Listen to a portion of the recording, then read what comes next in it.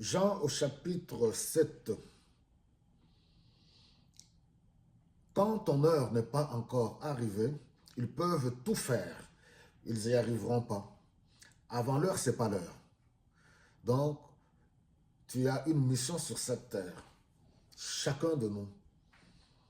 Et que la main de Dieu puisse continuer à se poser sur ta vie pour ta protection afin que tu accomplisses ce à quoi tu as été destiné dans ce monde.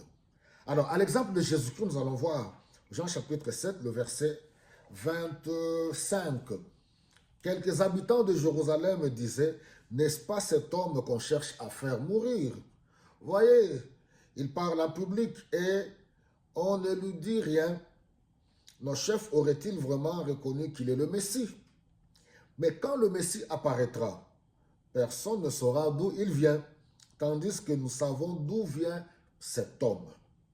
Jésus enseignait dans le temple, il s'écria, savez-vous vraiment qui je suis et d'où je viens? Je ne suis pas venu de moi-même, mais celui qui m'a envoyé est digne de confiance. Vous ne le connaissez pas. Moi, je le connais, parce que je viens d'auprès de lui et que c'est lui qui m'a envoyé.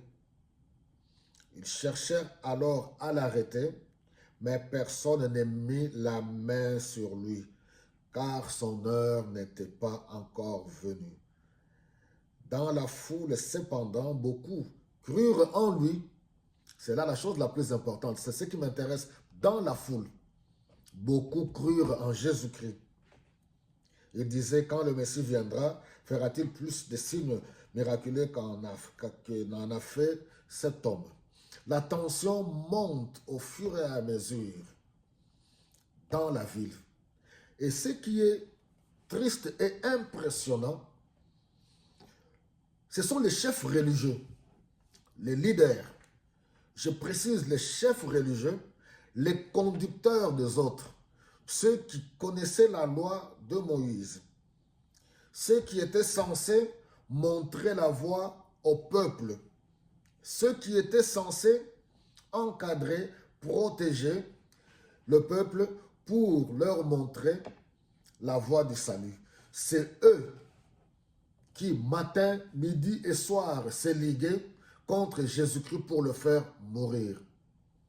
Un leadership minable, un leadership irresponsable et aveugle. La tension ne fait que monter parce qu'ils veulent à tout prix éliminer Jésus-Christ. Parce qu'eux, ils voulaient que Jésus-Christ puisse s'associer à eux. Parce que Jésus-Christ leur disait ouvertement les choses qu'eux ils faisaient dans le secret. Jésus-Christ ramenait tout à la lumière parce qu'il est la lumière du monde.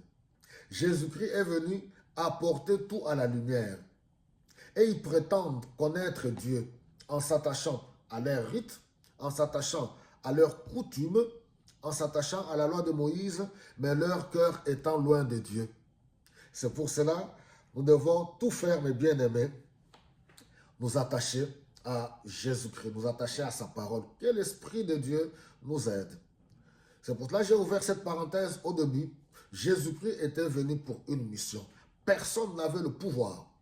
C'est des choses que Dieu avait prédestinées. Personne n'avait le pouvoir de mettre un terme à sa vie sans que Dieu ne l'ait permis. Pour toi aussi, c'est la même chose. Quand ton temps n'est pas venu, personne ne peut arrêter ta marche. Personne ne peut arrêter tes entreprises. Personne ne peut arrêter tes projets. Tu peux compter sur le Seigneur, t'appuyer sur lui parce que tu es dans le plan de Dieu. C'est Dieu qui aura le dernier mot concernant ta vie. Que le Seigneur te bénisse. Sois fort et tiens bon.